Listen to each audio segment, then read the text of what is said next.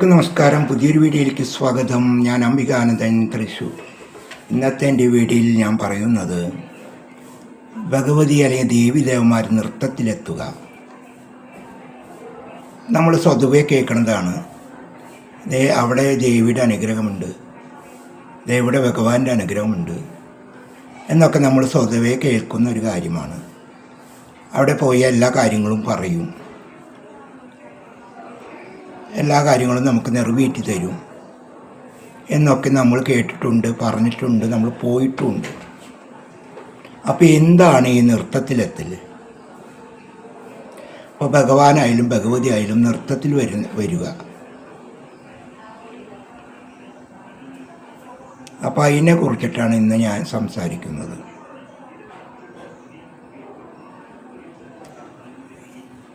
നൃത്തത്തിലെത്തുക എന്ന് പറഞ്ഞാൽ പല വിധമുണ്ട്.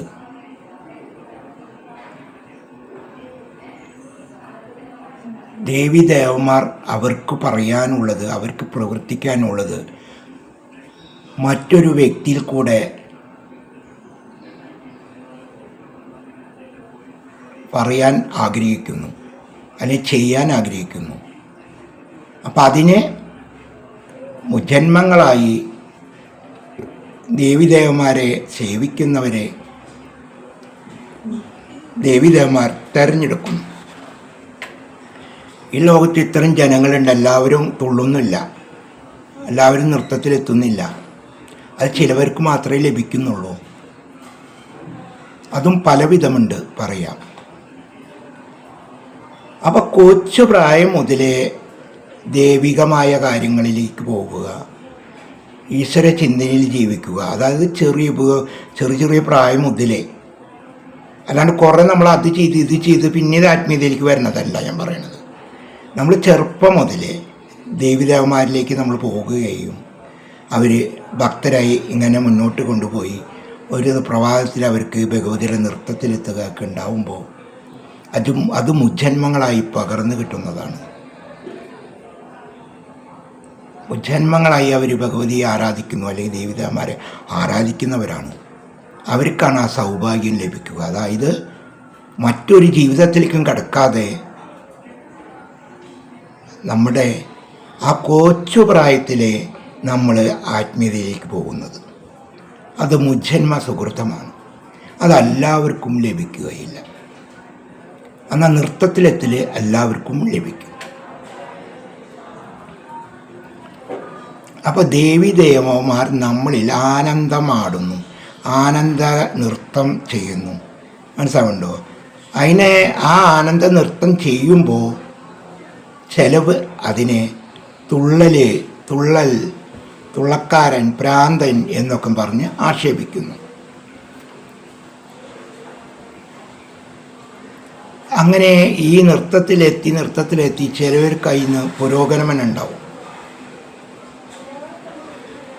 അത് ഈ ജോലിയിൽ കയറ്റം കിട്ടുന്നത് പോലെ ചിലവർ അവസാനം ആത്മീയതയിലേക്ക് പോകും. അങ്ങനെ ചെല്ലുമ്പോൾ അവരെ നമ്മൾ ആൾദൈവം എന്ന് പറയും.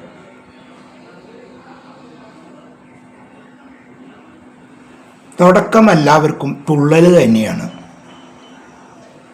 തുള്ളൽ എന്ന് സാധാരണ മനുഷ്യർ പറയുന്ന വാചകം. ഞാൻ പറയുക, ഭഗവതി ആനന്ദ നൃത്തം ചെയ്യുന്നു, ഭഗവാൻ ആനന്ദ നൃത്തം ചെയ്യുന്നു.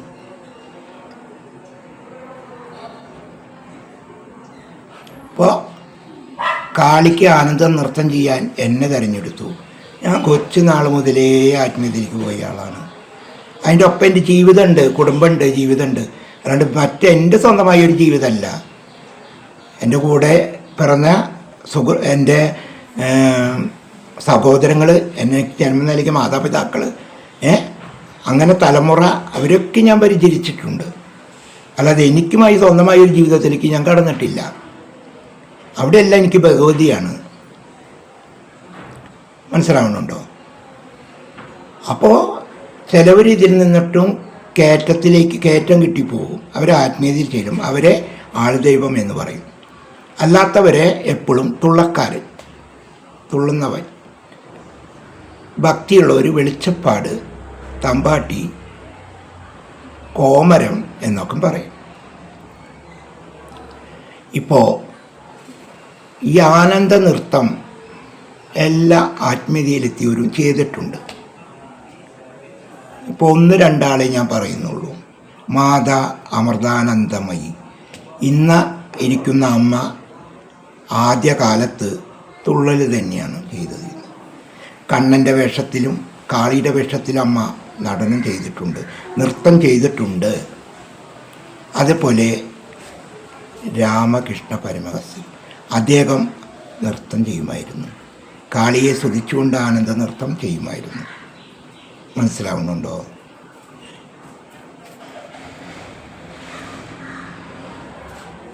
പിന്നീട് ചിലവർ മുൻകയറ്റമില്ലാതെ ആ തുള്ളലിൽ തന്നെ നിൽക്കും. അവർ ജനിച്ച് മരിക്കുന്നത് വരെ അവർ എന്ത് ചെയ്യും? തുള്ളൽ തന്നെ തുള്ളുന്നു. ഭക്തർ വരുന്നു, അവരുടെ കാര്യങ്ങൾ പറയുന്നു, അവർക്ക് നിറവേറ്റി കൊടുക്കുന്നു. മനസ്സിലാവുന്നുണ്ടോ? അങ്ങനെ നിറവേറ്റി കൊടുക്കുന്നു. ആ രീതിയിൽ അങ്ങോട്ട് മുന്നോട്ട് പോകുന്നു. ഉള്ളത് കൊണ്ട് അവർ ജീവിക്കുന്നു. അവസാനം അവർ ഒരു മന്ത്രമൂർത്തിയായി മാറുന്നു. പിന്നെ ചിലവരുണ്ട്, ഒരു നൃത്തം എത്തുന്നിടത്ത് പോകുന്നു. അവിടെ ചെല്ലുമ്പോൾ അവർ നൃത്തം ചെയ്യുന്നത് കണ്ടിട്ട് മോഹിക്കുകയാണ്. എനിക്കും ഇങ്ങനെ നൃത്തം ചെയ്യാൻ കഴിഞ്ഞെങ്കിൽ, ഭഗവതി എനിക്ക് വന്നെങ്കിൽ, ദേവ എനിക്ക് വന്നെങ്കിൽ എന്നൊക്കെ തോന്നിയിട്ട് ചിലവർ ആടിക്കൊള്ളും. അങ്ങോട്ട് ദേവതയിലേക്ക് ആടിക്കൊള്ളും. ആ ആടിക്കൊള്ളുന്ന നേരത്ത് ദേവത കൂടിക്കൊള്ളും. ആടിക്കൊള്ളും ദേവത കൂടിക്കൊള്ളും. അത്രയേ ഉള്ളൂ. വേറെ വിശേഷമൊന്നും അതിലില്ല. അങ്ങനെയുള്ളവർ അല്പജ്ഞാനികളാണ്. അവർക്ക് ഒരു അറിവുമില്ല. അവർക്ക് ഇതേപോലെ ഈ നൃത്തക്കാരൻ ചെയ്യുന്ന പോലെ ചെയ്യണമെന്ന ആഗ്രഹം.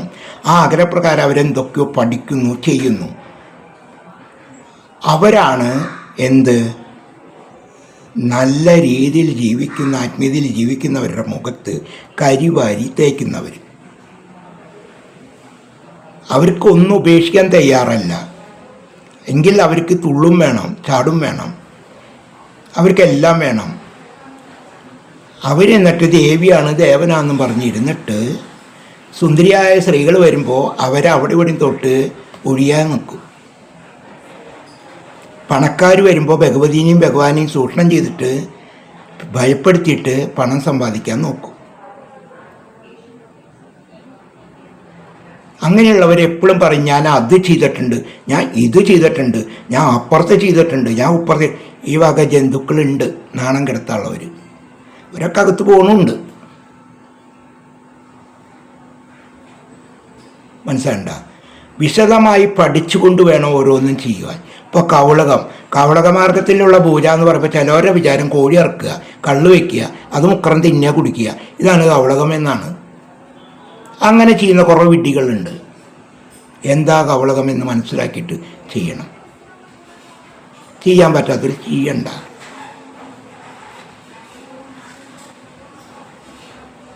അപ്പോൾ അതൊക്കെ പല ചൂഷണങ്ങളും നമ്മുടെ ഇവിടെ നടക്കുന്നുണ്ട്. നിങ്ങളൊന്ന് മനസ്സിലാക്കുക.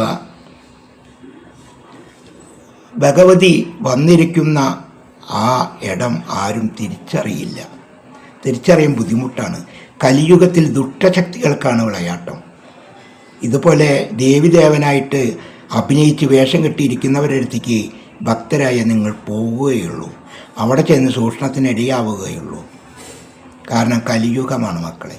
തിരിച്ചറിയാനുള്ള വിവേകം വളരെ ചുരുക്കം ചിലവർക്ക് മാത്രമേ ഉണ്ടാവുള്ളൂ. അല്ലാത്തവർക്ക് ആർക്കും ഉണ്ടാകില്ല. അപ്പോൾ ഈ ഭഗവതി നൃത്തത്തിൽ വരാമെന്ന് പറഞ്ഞാൽ അതൊക്കെ സൂക്ഷിക്കേണ്ട ഒരു കാര്യം തന്നെയാണ്. ഒക്കെ മനസ്സിലാക്കേണ്ട ഒരു കാര്യം തന്നെയാണ്. ദുഃഖങ്ങളും ദുരിതങ്ങളും അനുഭവിക്കേണ്ടവരാണ് ഇവർ. ചിലവർ പറയും അവർക്ക് ദേവി നൃത്തത്തിൽ അനുഭവിക്കണം. അവരാണ് അനുഭവിക്കേണ്ടവർ. കാരണം ശരിയായി നൃത്തത്തിലെത്തുന്നവർ ദുരിതങ്ങൾ അനുഭവിക്കണം. അവരെല്ലാം വെറുക്കണം. ബന്ധം, സ്വന്തം, എന്തിനും അവർ വെറുക്കണം. വെറുത്ത അവസാനം ആ ദേവി അല്ലെ ആ ദേവൻ അവരായി തീരണം. അപ്പോൾ അങ്ങനെയുള്ള വ്യക്തിക്ക് എപ്പോഴും ദുഃഖങ്ങളും ദുരിതങ്ങളെ കൊടുക്കുള്ളൂ. അത് മനുഷ്യർ മനസ്സിലാക്കുക. അവരെ ഭഗവതി പളങ്ക് പോലെ പരിശുദ്ധമാക്കി മാറ്റുകയാണെന്ന് ചിന്തിക്കുക. അപ്പോൾ ഇനിയിപ്പോൾ അത് കുറേ ഇനി നീണ്ടു പോകും ടൈം, ഇനിയും കുറേ പറയാനുണ്ട്. ഇപ്പം ഇത്രയേ ഉള്ളൂ. അപ്പോൾ എന്തെങ്കിലും നിങ്ങൾക്ക് മനസ്സിലായെങ്കിൽ മനസ്സിലാക്കുക, കമൻറ്റ് ചെയ്യുക. ഇല്ലെങ്കിൽ നിങ്ങൾ വായ മൂടിയിരിക്കുക.